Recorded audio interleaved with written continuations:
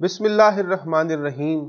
अजीज़ तलबा व तालिबात, आज इंटर साले दुवम के स्मार्ट सिलेबस में मौजूद इंतहाई अहम मजमून जिसका उन्वान है बचपन एक सुनहरी दौर का मुताला करेंगे। मैं हूं आपका उर्दू का उस्ताद प्रोफेसर शिराज सागर और आप देख रहे हैं मेरा यूट्यूब चैनल गुफ्तार अकेडमी।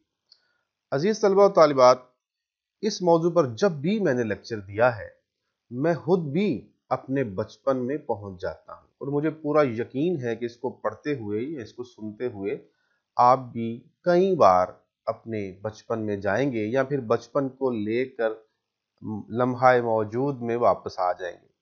तो यकीन कीजिए कि ये एक आलमगीर हकीकत भी है कि जहां इंसान का बचपन गुजरता है, यानी जिस गांव में, जिस कस्बे में, जिस मोहल्ले में, जिस शहर में, उस शहर, उस गांव, उस कस्बे की एक एक ईंट से मोहब्बत हो जाती है। जिन गलियों, जिन कूचों में वो खेलता है, उछलता है, कूदता है, उन उन गलियों से मोहब्बत हो जाती है, उन चौबारों से मोहब्बत हो जाती है, उन उन मुंडेरों से मोहब्बत हो जाती है कि जिनसे वो गलियों में झांकता था। उन मैदानों से मोहब्बत हो जाती है जहां वो खेलता था। उन अशजार से मोहब्बत हो जाती है जिनकी छांव में वो बैठता था। अलगरज एक एक जर्रे से शिद्दत से मोहब्बत हो जाती है और वो अपने बचपन की एक छोटी से छोटी चीज भी जो उससे वाबस्ता रही है उसको वो मरते दम तक नहीं भूलता। तो आइए इस लेक्चर को पढ़ते हैं और पढ़कर आपको सुनाते हैं ताकि आपको लिखा हुआ एक लेक्चर जो है पहुंच जाए आप तक। बचपन एक सुनहरी दौर। एक शेर है जी बशीर बद्र का, उड़ने दो परिंदों को इसी शोख हवा में, फिर लौट के बचपन के जमाने नहीं आते। अल्लाह पाक ने इंसान को अशरफल मखलूकात का दर्जा दिया है।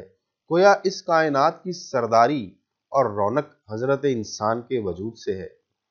अल्लाह ताला ने इस दुनिया में इंसान को अपना नायब मुकर्रर करके बेपनाह सलाहियतों से नवाजा है। इंसान इस दुनिया में अपनी जिंदगी को अपनी मर्जी या ख्वाहिश के मुताबिक नहीं गुजार सकता।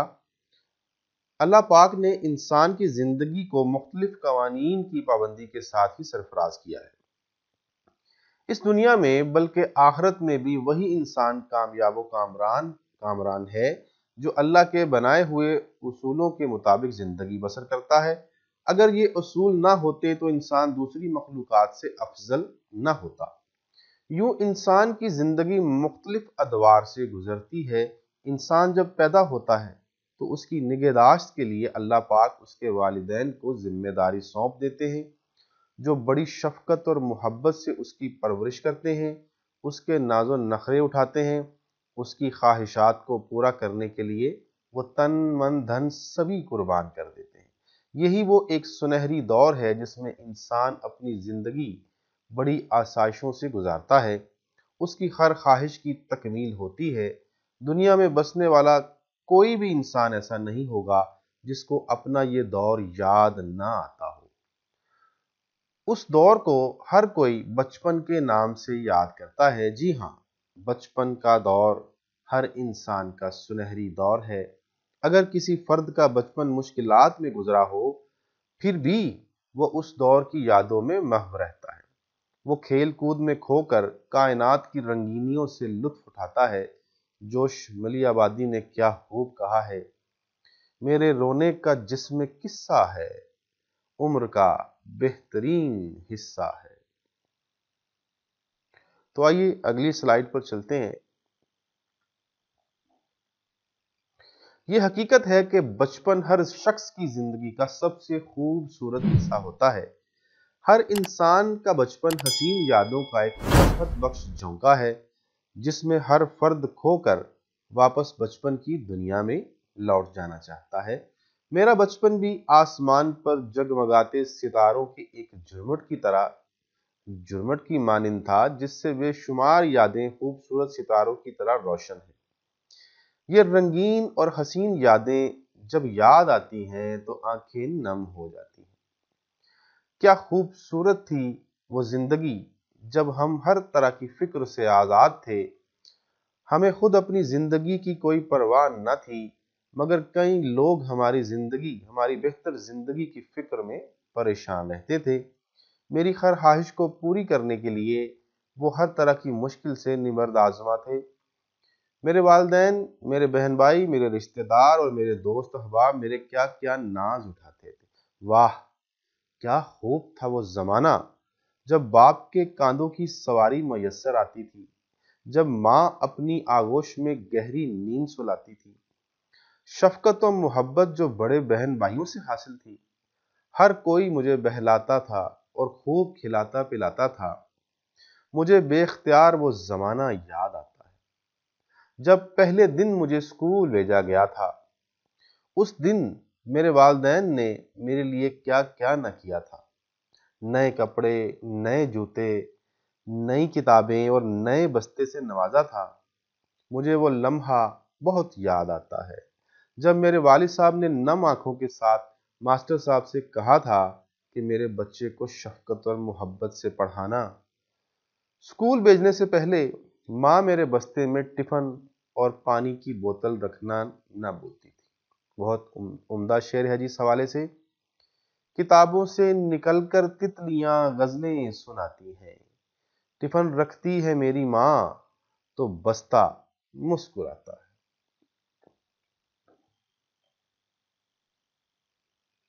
ہمارا بچپن دیہات میں گزرا۔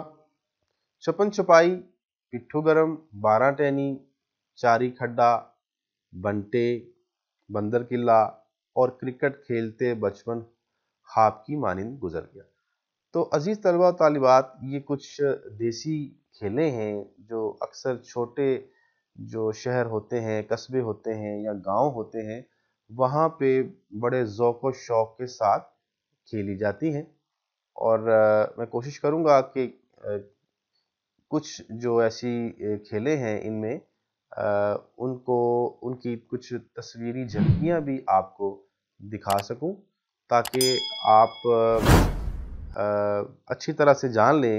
وہ بچے جنہوں نے یہ گیمز نہیں کھیلی، ان کو بھی اس کا اندازہ ہو جائے۔ یہ بنٹے تو خیر عام سی بات ہے، سب کو پتہ ہے۔ بندر قلعہ جوتوں سے کھیلا جاتا تھا۔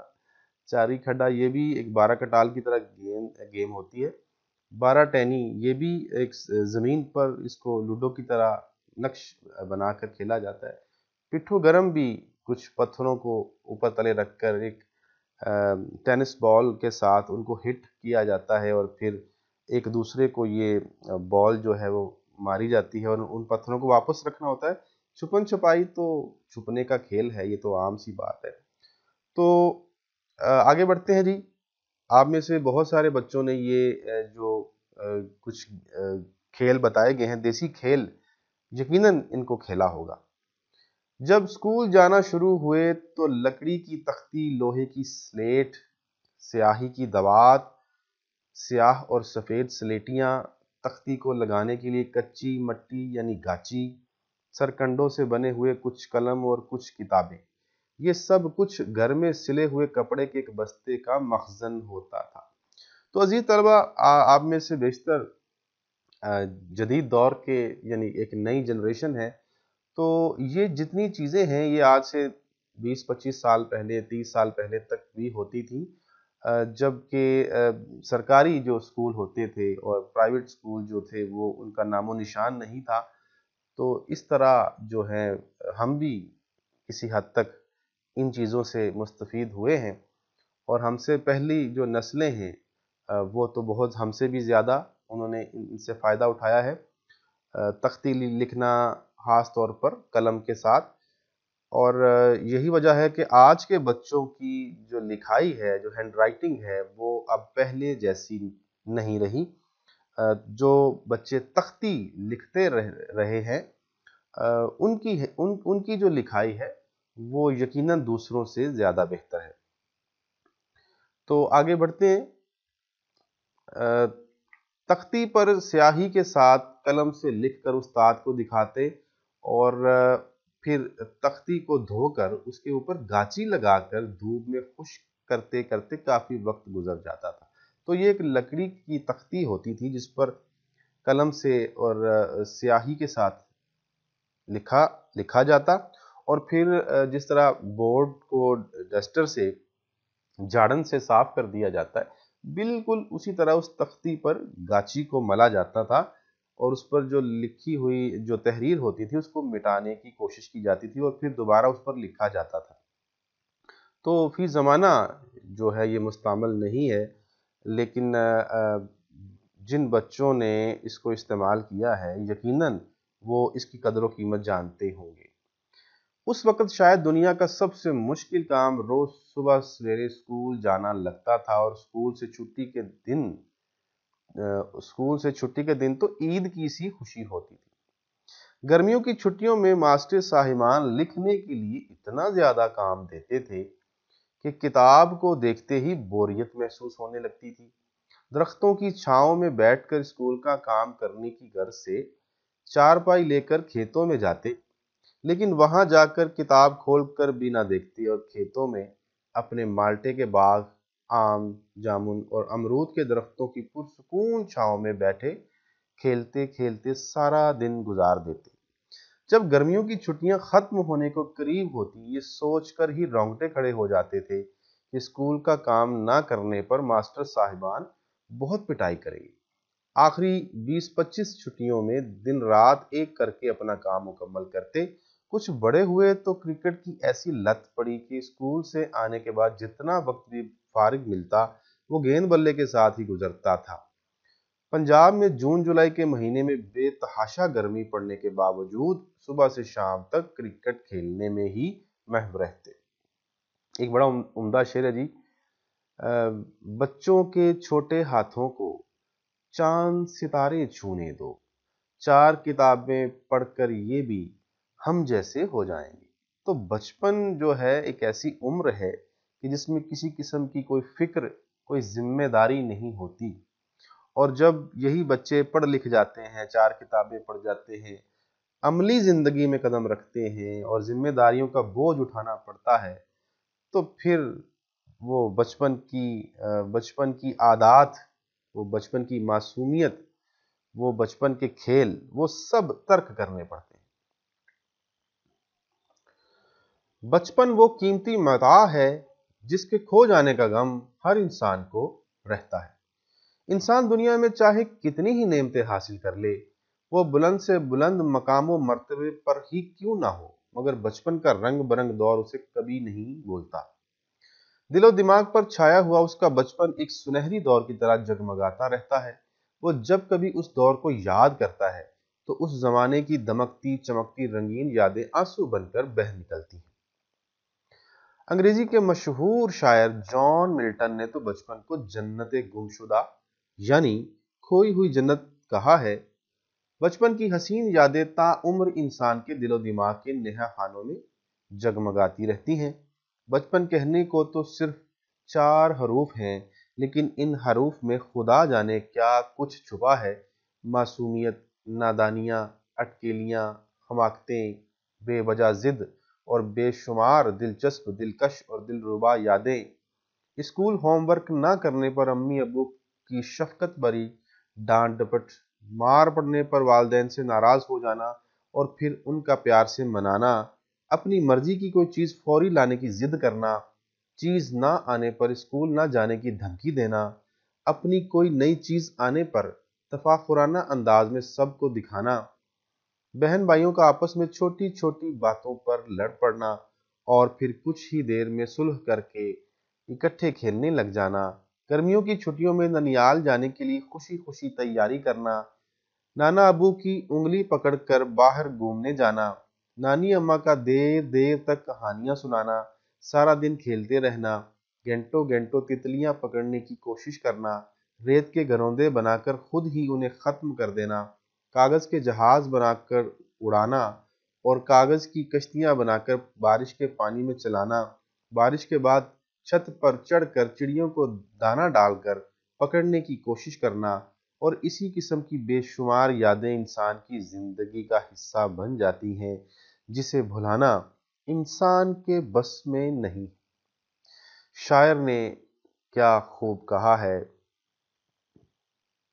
یہ دولت بھی لے لو، یہ شہرت بھی لے لو، بھلے چھین لو مجھ سے میری جوانی، مگر مجھ کو لوٹا دو بچپن کا ساون، وہ کاغذ کی کشتی، وہ بارش کا پانی۔ عزیز طلبہ، یہ جو کلام ہے، جو میں نے ابھی 2 شعر پڑھے ہیں، یہ کلام جو ہے یہ جگجیت سنگھ اور چترا سنگھ کی آواز میں اس کو گایا بھی گیا ہے۔ آپ یوٹیوب پر اس کو تلاش کر کے سن سکتے ہیں۔ بچپن میں ذرا ذرا سی بات پر دوستوں سے ناراض ہوتے، لیکن کچھ ہی دیر بعد کسی بہانے دوبارہ ایک ساتھ کھیلنے لگتے، اور پھر انہی دوستوں سے جن کے ساتھ کچھ دیر پہلے لڑائی ہوئی تھی، کھیل میں اس قدر مگن ہو جاتے کہ کھانا پینا اور اپنے گھر جانا بھی بھول جاتے تھے۔ گھر سے ملنے والے جیب خرچ سے اگر کھانے کی کوئی چیز خریدتے تو ہرگز کنجوسی سے کام نہیں لیتے تھے، بلکہ اس چیز میں سے کچھ ہی خود کھاتے اور باقی اپنے دوست کو دے دیتے تھے۔ بچپن میں جیبیں تو پیسوں سے خالی ہوتی ہیں، لیکن دل دولت محبت سے لبالب بھرے ہوتے ہیں۔ نہ کسی کو دولت کے انبار لگانے کی ہرس ہوتی ہے، اور نہ ہی کوئی اپنے مستقبل کو روشن کرنے کے لیے دوسروں کا مستقبل تاریک کرتا ہے اور اپنے فائدے کی خاطر دوسروں کو نقصان بھی نہیں پہنچاتا۔ بچپن دشمنی، کینہ، بغض، حسد، تکبر، لالچ اور ان تمام برائیوں سے دور ہوتا ہے جو انسان سے خوشیاں چھین لیتی ہیں۔ بچپن ایسی ہی معصوم یادوں سے عبارت ہے، اسی لیے تو بچوں کو فرشتہ کہا جاتا ہے۔ ہر قسم کے دکھلاوے، خود پسندی، خود نمائی سے بالکل پاک زندگی، نہ جاہ و جلال کا شوق اور نہ شہرت کی طلب، نہ دنیا کی تنقید کی فکر اور نہ اپنی رسوائی کا خوف۔ والدین سے جو مطالبہ کیا رو رو کر پورا کروا لیا، لیکن بڑا ہو کر تو انسان رسوائی کے خوف سے ایک آنسو بھی نہیں بہا سکتا۔ بقول شاعر، اب تو ایک آنسو بھی رسوا کر دیتا ہے، بچپن میں جی بھر کے رویا کرتے تھے۔ بچپن کو سنہری دور کہنا بالکل بجا ہے، کیونکہ یہ ایسا دور ہے جو ہر انسان کو کبھی نہیں بھولتا۔ بچپن کی یادیں خوشبو بن کر مہکتی رہتی ہیں۔ معصوم شرارتیں اور بے فکری اس دور کا خاصہ ہے۔ یہ دور اس لیے بھی اہمیت کا حامل ہے کہ اس دور میں ناراضی اور سیاست والی کوئی بات نہیں ہوتی۔ عہد لڑکپن میں لڑائی چند لمحوں پر محیط ہوتی ہے، جو جلد ہی ہاتھ ملا کر دوستی میں بدل جاتی ہے۔ یہ سچ اور حقیقت ہے کہ بچپن ہر خاص و عام شخص کی زندگی کا بہترین دور ہوتا ہے۔ ایک شعر دیکھیے گا، میرا بچپن بھی ساتھ لے آیا، گاؤں سے جب بھی آ گیا کوئی۔ اور آخر میں 2 شعر کے ساتھ اجازت۔ شعر دیکھیے گا، میرے بچپن کے دن کتنے اچھے تھے دن، آج بیٹھے بٹھائے کیوں یاد آ گئے، میرے بچھڑوں کو مجھ سے ملا دے کوئی، میرا بچپن کسی مول لا دے کوئی۔ عزیز طلبہ، اس کے ساتھ ہی مجھے اجازت دیجیے گا۔ اللہ حافظ۔